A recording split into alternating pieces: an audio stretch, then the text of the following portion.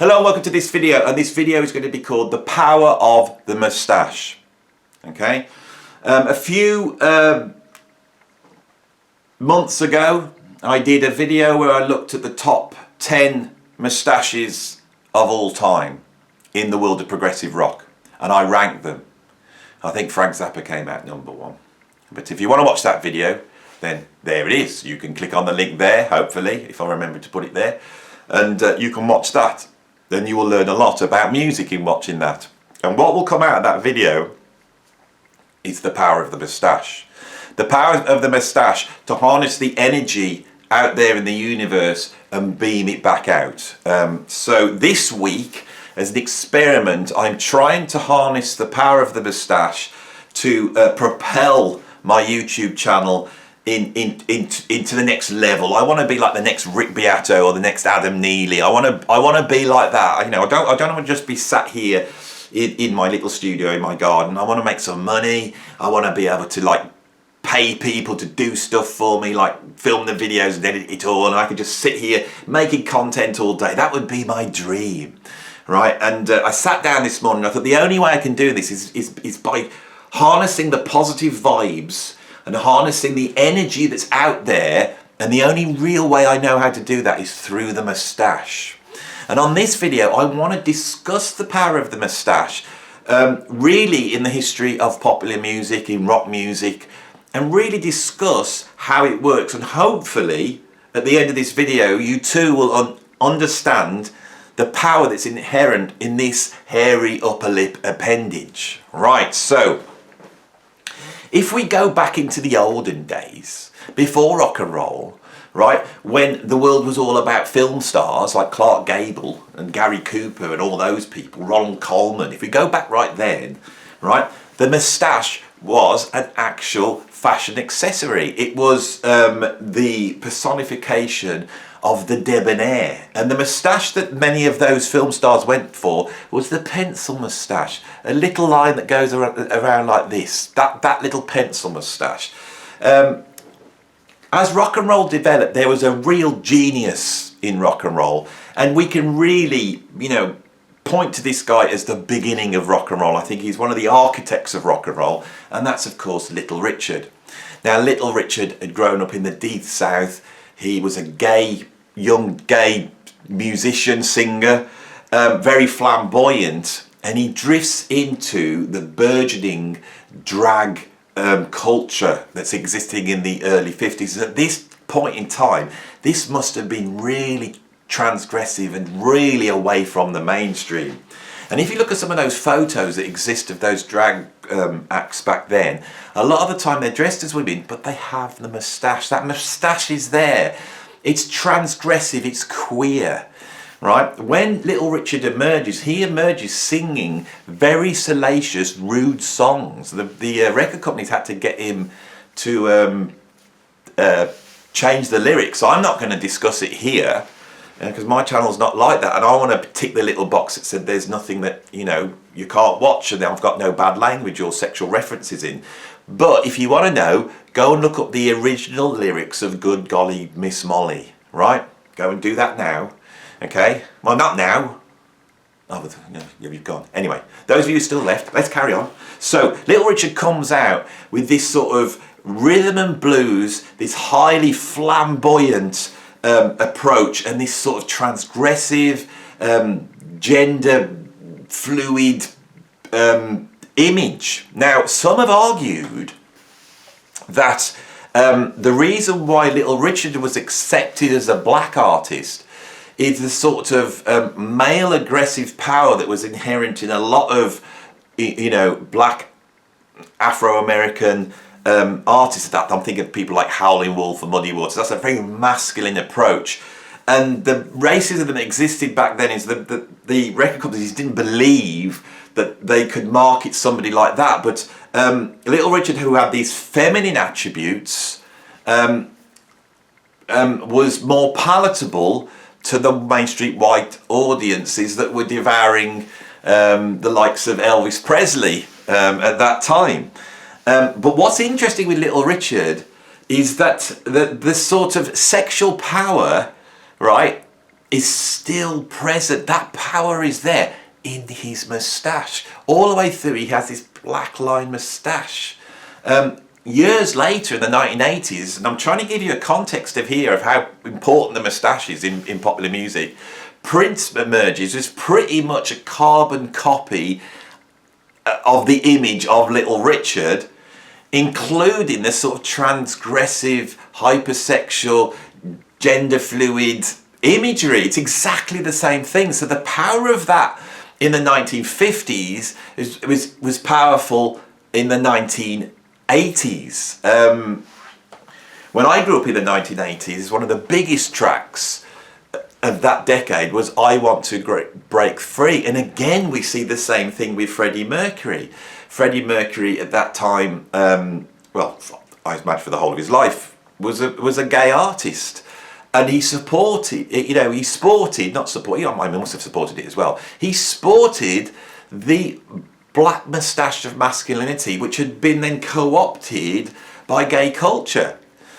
Then you have him dressing as a woman, doing the housework with this great big black moustache. Now, I could carry on through the history of rock and roll and point out where this has happened, but of course, once the hippies got involved, right, in the 1960s, we really see the emergence of this, where the male and female gender stereotypes start to break down. So it's a real shock in the 60s when men start growing their hair long. This is one of the real big shocks of the Beatles. That Beatles cut, in the early 60s was seen as transgressive. You're growing your hair long. That's something that women do. Men don't grow their hair long, unless you're Jesus Christ. You don't have long hair, Or Charles I, they did it in the old days. Charles I, King Charles I, there's an example of the long hair and the black moustache, which becomes the de rigueur approach for any self-respecting progressive rock musician. And I have done a video about this. But what you're actually seeing there is the long hair, the long flowing hair, and the black moustache representing masculinity. But masculinity pushed through this sort of female sort of trope. Does that make sense? Is this making sense? Is it making sense? Anyway, the power of the moustache within popular music becomes all powerful at that point. And there are so many incredible artists that have really owe their success to their moustache. For example, Frank Zappa. Frank Zappa has his own moustache. He has the moustache, and then he has the imperial, the little square there, which I think is now trademarked by the Zappa Family Trust. It might not be, but I might have made that up. But the fact is that Frank Zappa, you could just draw a moustache and put that little bit, that's Frank Zappa, right? If you think of the Sparks, right, that keyboard fellow in the Sparks, they're two brothers, aren't they, right? And the keyboard fellow, he actually sports the Hitler moustache, okay? The Hitler moustache, which is really had gone out of fashion by the 70s. One of the things with Hitler was he really put a downer on this idea of the square moustache, And as I mentioned on the video about moustaches, this was a great upset to Charlie Chaplin, because Charlie Chaplin had made a name for himself sporting that little square moustache under the nose. So when Hitler comes along in the 1930s, Charlie Chaplin must have been miffed that Hitler had co-opted his moustache. And so Charlie Chaplin had to make The Great Dictator, where he played a Hitler-like type character, because that's all he could really play at that point, because Hitler had made that moustache, so unpopular.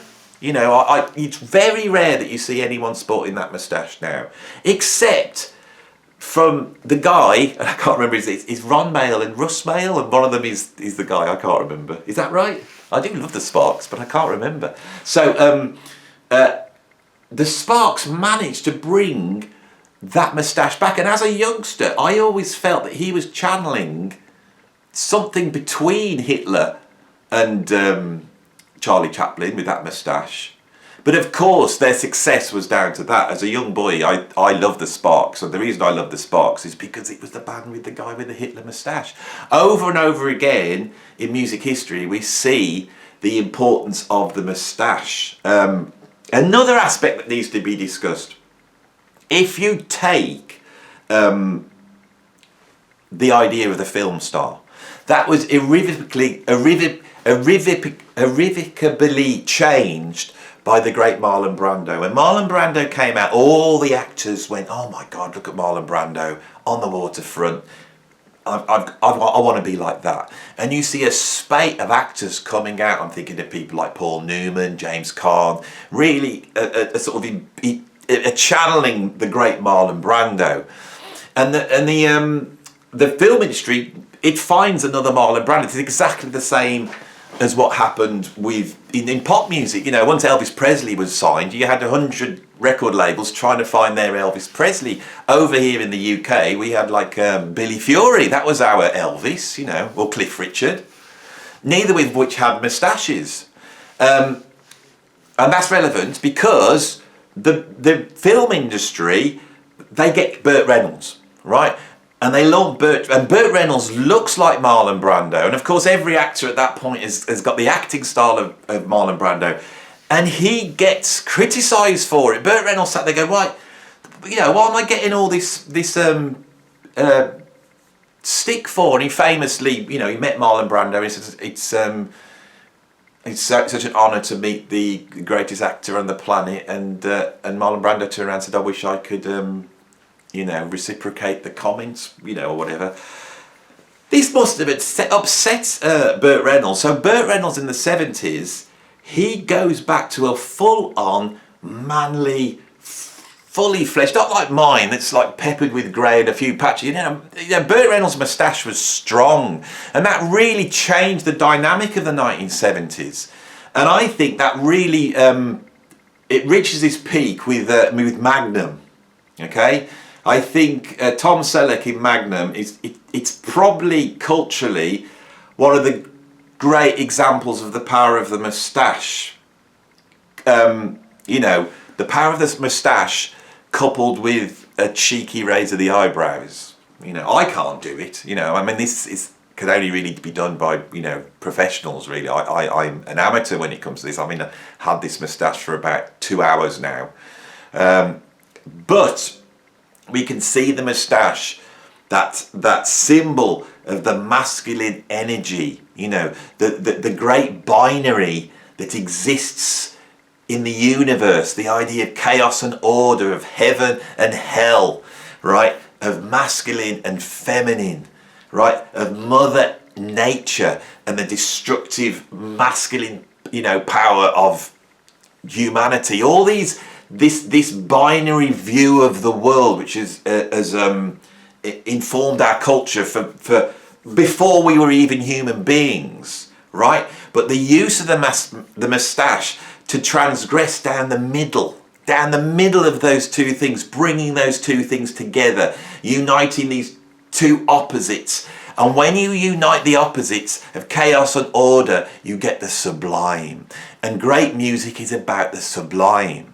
Right, so when you grow a moustache, what you are doing is you are channeling the sublime through the integrations of the great binary elements of masculine and feminine, which really embody chaos and order.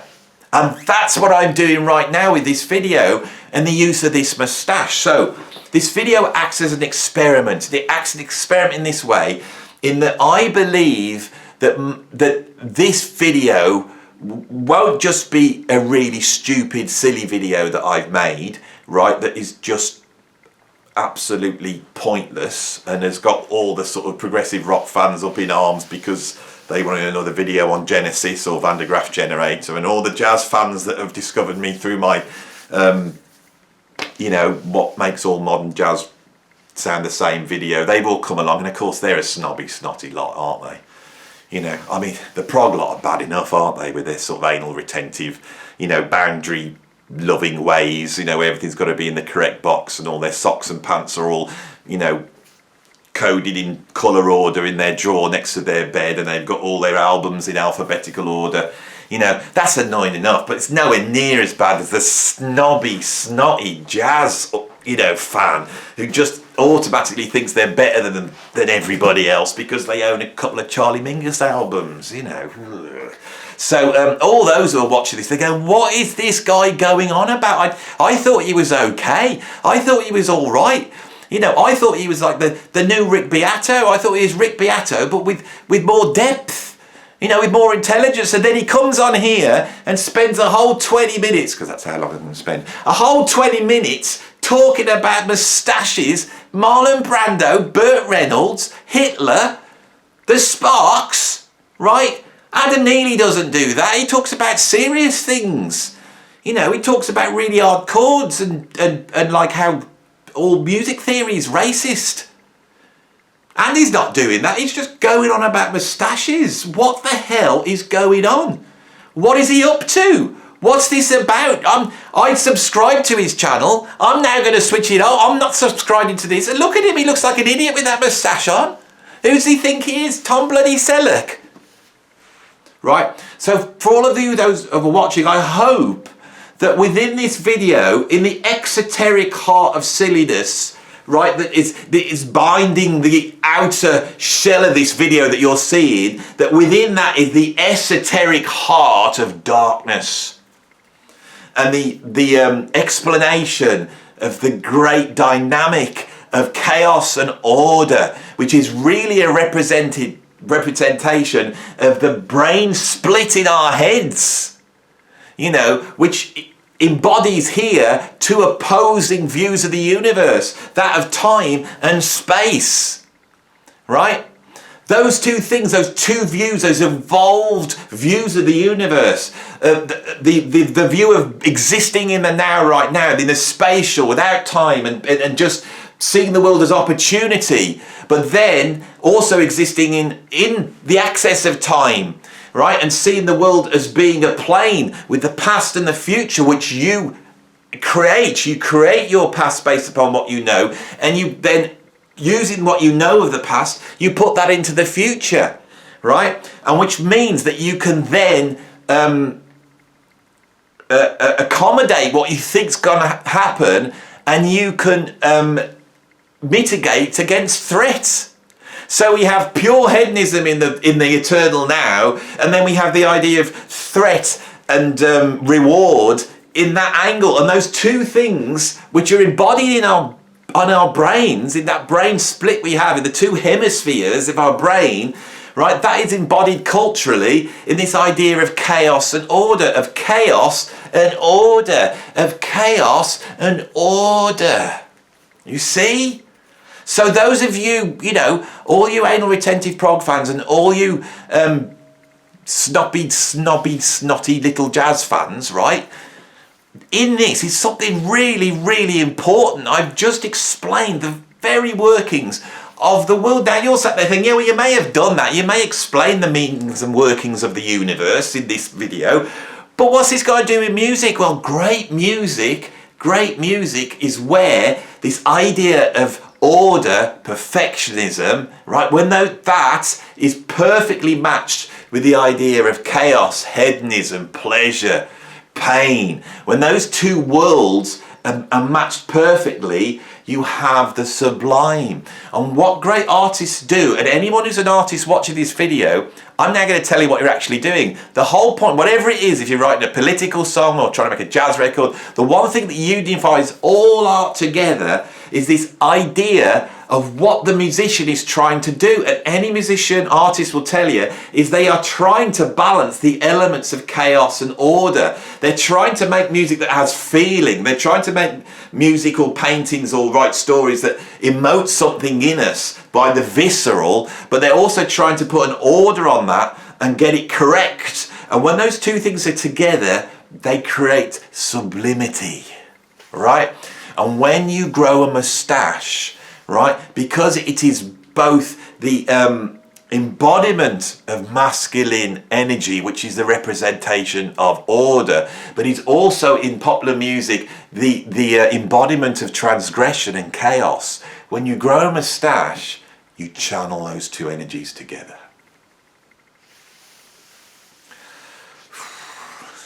I don't know if I'm going to put... If you're watching this, I'll put the video up on the main channel. I don't know whether this is a Patreon video because it's a bit weird, isn't it? It's a bit weird, this one. Really, what really happened was I was shaving this morning and I cut myself. I don't know if you can see it, but there's a few cuts and I got, oh, I've got the moustaches, that's just going to rip my face off. I'll leave that for another time. So I left the moustache for another time. This is the actual truth. So I went downstairs, my kids saw me in the moustache and they were disgusted by it, which entertained me greatly because I am fundamentally a contrarian.